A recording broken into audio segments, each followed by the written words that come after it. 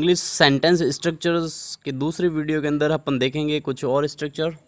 Next structure number 4 है subject plus B का कोई रूप, यानी कि इज़, आर, एम या वोज वर में से कोई एक। फिर अबाउट प्लस इन्फिनेटिव यानी कि टू प्लस वी फर्स्ट, और उसके बाद कॉम्प्लीमेंट। इसका प्रयोग कहाँ होता है? अबाउट टू का प्रयोग होता है कोई क्रिया होने ही वाली हो।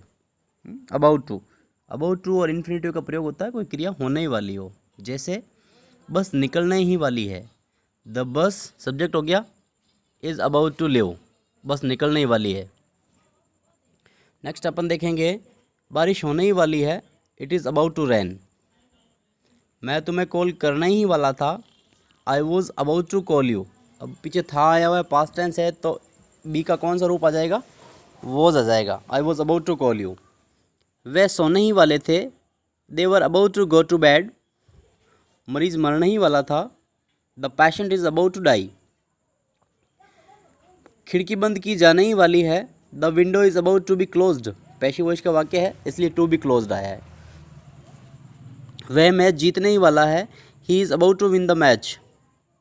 वह कीचड़ में फिसलने ही वाली थी, she was about to slip in the mud. बैठक शुरू होने ही वाली है, the meeting is about to start. तो यहाँ देखेंगे सब्जेक्ट के बाद बी का रूप लिखना है, और टेंस के अकॉर्डिंग प्रेजेंट में जा रहे हैं, पास्ट में तो वॉज वर, और उसके बाद अबाउट टू लगाना है, उसके बाद वर्ब की फर्स्ट फॉर्म। तो उम्मीद करता हूँ ये स्ट्रक्चर आपको समझ आ गया। नेक्स्ट स्ट्रक्चर नंबर 5 की बात करते हैं। तो यह है कि पॉजिटिव वर्ब जो होती है, गेट है, मेक है, तो उसके अंदर गेट का यूज़ मैं आपको बता रहा हूँ कि सब्जेक्ट प्लस गेट प्लस उसके बाद ऑब्जेक्ट, उसके बाद वी थर्ड यानी कि क्रिया का तीसरा रूप, वर्ब की थर्ड फॉर्म, और उसके बाद कॉम्प्लीमेंट।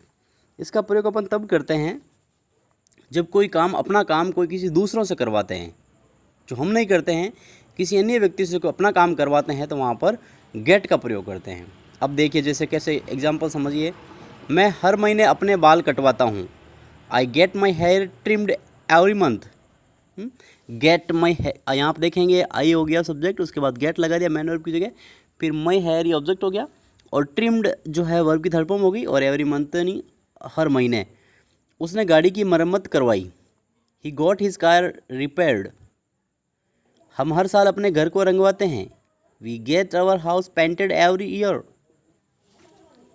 हमने इस समस्या का हल उससे करवा दिया, we got this problem solved by him. तुम समय पर अपना काम करवा लोगे, you will get your work done on time. मैं किसी से पैर नहीं दबाता, I don't get my legs massaged. उसने अपना मोबाइल ठीक नहीं करवाया, she didn't get her mobile repaired. और ये कहेंगे तो उसने अपना मोबाइल ठीक करवाया, तो यहाँ आएगा she got her mobile repaired. क्या तुमने उत्तर पुस्तिका फिर से जंचवाई, did you get your notebook rechecked. तुमने पगड़ी किससे बंधवाई, by whom did you get this turban tied. उसकी शादी 23 मार्च को हुई, she got married on 23rd March. तो यहाँ आप देखेंगे कि जो है मैन वर्ब के बाद गेट का प्रयोग करना मैन वर्ब की जगह पर, और उसके बाद ऑब्जेक्ट लगाना है, ऑब्जेक्ट के बाद वर्ब की थर्ड फॉर्म। तो gate plus object plus verb की थर्ड फॉर्म अपन का प्रयोग अपन तब करते हैं जब कोई कार्य किसी दूसरों से करवाते हैं। स्ट्रक्चर नंबर 6 की बात करते हैं, तो मैक का यूज़ देखते हैं। ये भी पॉजिटिव वर्ब है, तो क्या करेंगे देखना कि subject plus helping verb plus man verb की जगह पर मैक का प्रयोग करना है, उसके बाद ऑब्जेक्ट और उसके बाद वर्ब की फर्स्ट फॉर्म। जैसे हम गेट के बाद ऑब्जेक्ट वर्ब की थर्ड फॉर्म लगाते थे, तो मैक के बाद ऑब्जेक्ट वर्ब की फर्स्ट फॉर्म का प्रयोग करना, उसके बाद कॉम्प्लीमेंट। इसका प्रयोग तब करते हैं जब किसी दूसरे से कोई बाध्य करा करके, मजबूर करके कोई काम करवाते हैं। ज़रूरी हो नहीं कि वो अपना हो या किसी और का हो, लेकिन उसको फोर्स करके करवाया जाता है। वह मुझसे खाना बनवाती है, अब कोई इच्छा से तो बनाता नहीं है, लेकिन बनवाती है, ज़बरदस्ती बनवाती है, तो she makes me cook food. तो यहाँ पर मैक का मैक्स हो गया है, लेकिन यूज़ मैक का ही है, ध्यान रखना, पॉजिटिव वर्ब भी है ये कारण। तो she makes me cook food. Joker ने हमें खूब हंसाया, the joker made us laugh a lot of.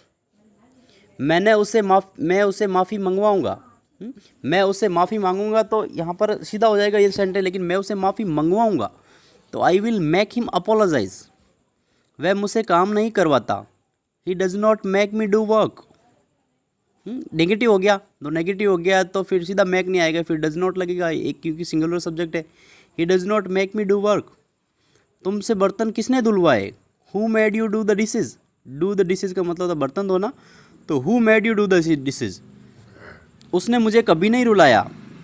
She never made me cry. तुम्हें उससे गाने गवाने चाहिए। You should make her sing songs. उसने हमें कतार में खड़ा किया। He made us stand in the Q. उसने हमें कतार में खड़ा किया। तुम घोड़े को पानी नहीं पिला सकते। You can not make horse drink water. उन्होंने हमें सारी बातें समझाई। They made us understand. समझाई, they made us understand all the things. Friends, उम्मीद करता हूँ कि पॉजिटिव वर्ब गेट और मेक आपको अच्छी तरह समझ में आ गई है। नेक्स्ट वीडियो के अंदर और स्ट्रक्चर देखेंगे। Thank you for watching this video.